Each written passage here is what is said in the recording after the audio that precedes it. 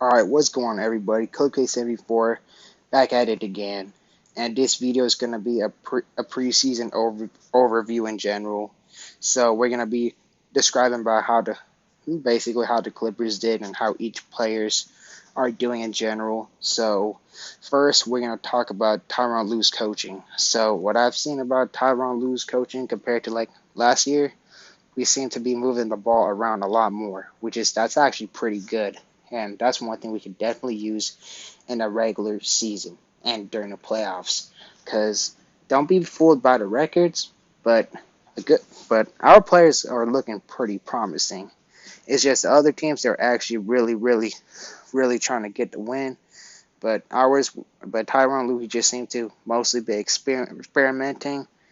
I kind of disagree with Tyronn Lue's rotation a bit because he's giving a little bit too much minutes of the proven individuals and not giving like as much like minutes as I would want to the younger individuals. But it's not really truly a big deal. It's just I'm more concerned about the load on you're putting on for like especially Terrence Mann, because Terrence Mann he kind of had a low collision and I'm just a little concerned about that.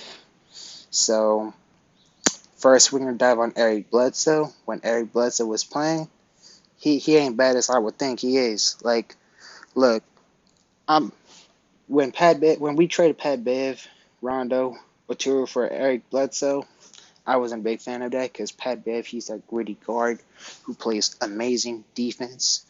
But Bledsoe defense ain't too bad either. Like his defense may not be as gritty as Pat Bev, but on the offensive side, Bledsoe could push the pace in. He can move the ball around pretty good, and his offensive skill is actually a bit better. Like his finishing is actually pretty solid in my opinion. His ball handling is actually pretty solid, but Pat Bev will always be Clipper by heart. Shout out to Pat Bev. You're a Clipper legend. Dude's a beast. But Bledsoe, I'm not gonna lie, he's actually solid. May not be like perfect, but he can be a solid point guard in my opinion. So then we're gonna head on to the young players in general. So BJ Boston, that dude is just a monster. Let's just say that dude can do everything, literally everything. Dude can his ball handling is just pretty much like with his size is just amazing. His athleticism is pretty damn good. His shot creation is pretty much like phenomenal, and he's going to be our future franchise player. Like I'm just being 100. And then we're gonna head on to Keon Johnson. Like, look, Keon Johnson offensive game is really raw, but one thing I really like about Keon Johnson is his energy and defense and athleticism.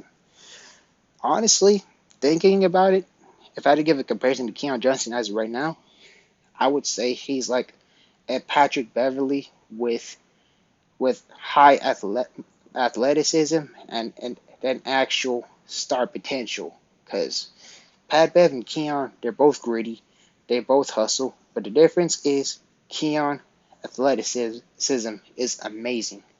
That boy could put you in the poster. Like that guy has 48-inch vertical, uh, and and if he and there's a chance that if you develop his shot, he could be deadly. Just look at Kawhi Leonard.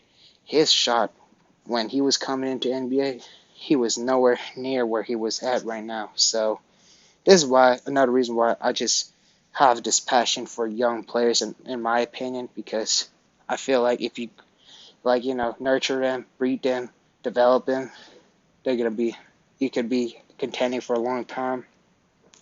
So then we're gonna head on to my boy Jay Scrub.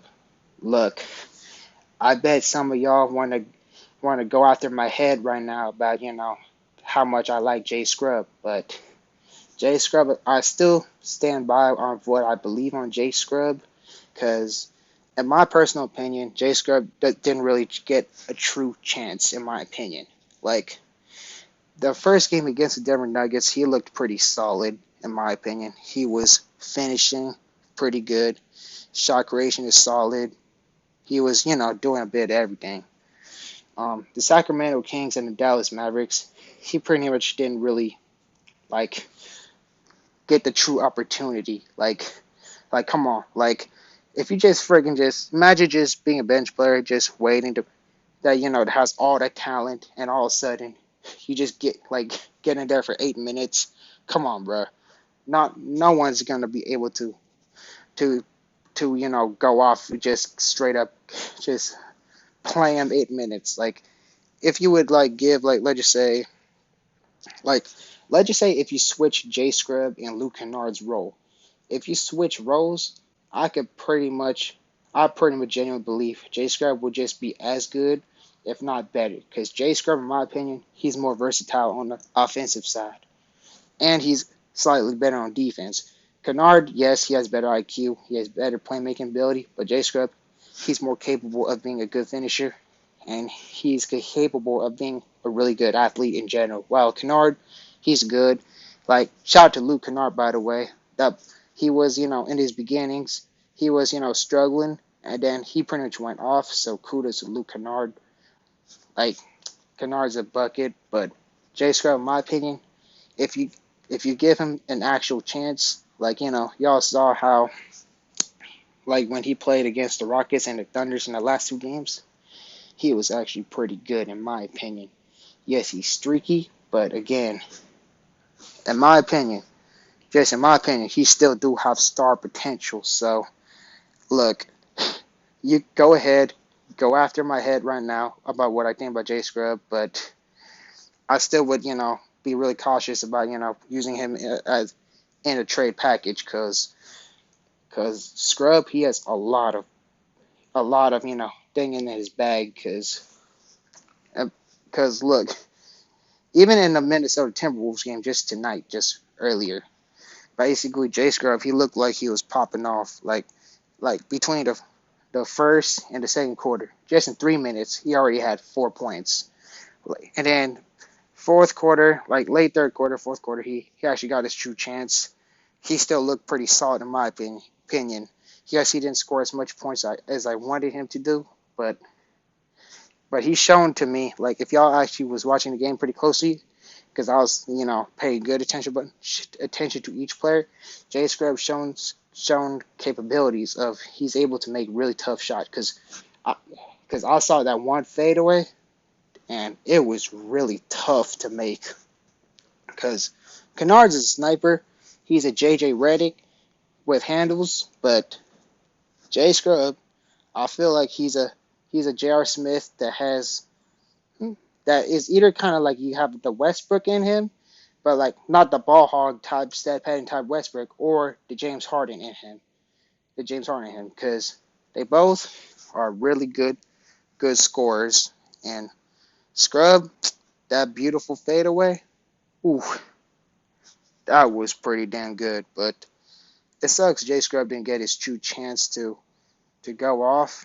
Actually, never mind. I'll scrap that comparison to Russell Westbrook, because Russell Westbrook don't really, do fadeaways and stuff. He's more like a guard that just drives in and gets it done. So J Scrub is kind of pretty much like a combination of J.R. Smith right now that has, Harden type, a sniff of a Harden ability. So then I would just go off of J Scrub. So that's all what I'm gonna say about J Scrub. But just give him time. He's going to be amazing. But don't get it twisted. BJ Boston is going to be the best of the young core as of, what I've seen right now, because he's just younger. He's obvious. But Scrub is kind of like a dark horse. Kind of like how Terrence Mann was a dark horse, in 2020. Because, look, I know, some of y'all want to get on my head again about what I think about J Scrub. But if you go back to just even 1 year ago, not many people thought Terrence Mann was just going to be this good right now. Because Terrence Mann, he pretty much has the potential to be, our franchise player. And just a year ago, Terrence Mann just looked like he was going to be role player. So, again, you never know. That's all I want to say. And then we're just going to head on to other players like Harry Giles. Look. There's a competition between Isaiah Hartenstein or Harry Giles. Look, I like Harry Giles. His speed is pretty good. Like he could guard like faster individuals. Like, but Hartenstein he could kind of do like similar thing. He's just a bit slower than Harry Giles, but Hartenstein he could be like a brick wall inside the paint. Like, wow, Harry Giles, he's more like a type of guy that could get bodied more easily, but he's a lot quicker and more athletic. Like, but what we see from Hartenstein, that dude could pass the damn ball pretty good. And then going off, like going to a different player we're gonna talk about is Justice Winslow. Justice Winslow, he's shown to be a really good addition because his defense is just really damn good. He could definitely lock up bigger guards, wings, because he has that big body and pretty much that good gritty defense. And his playmaking is also pretty damn good too. Like he could low key kind of run point guard. It's just the thing is his offensive game is not not as good as you would want him, but his offensive game is actually better than people would think. So I'm gonna try to think what else could I pretty much dive in. I mean, I talked about how Luke Kennard was good. I mean, I don't really need to say too much. Uh, I mean, like I pretty much kind of like the directions we're heading into. I mean, yes, our preseason, record ain't perfect, but once we get everybody back in, if we play like this, like actually move the ball around and stay locked in, I think we could still be a pretty good team in my opinion. So I think I'll just wrap up this video. So please be sure to comment and just and I'll try my best to discuss with y'all in the comment section. You can feel free to like or dislike if you disagree. Doesn't really matter. I just appreciate your viewership. And good night, Clipper Nation.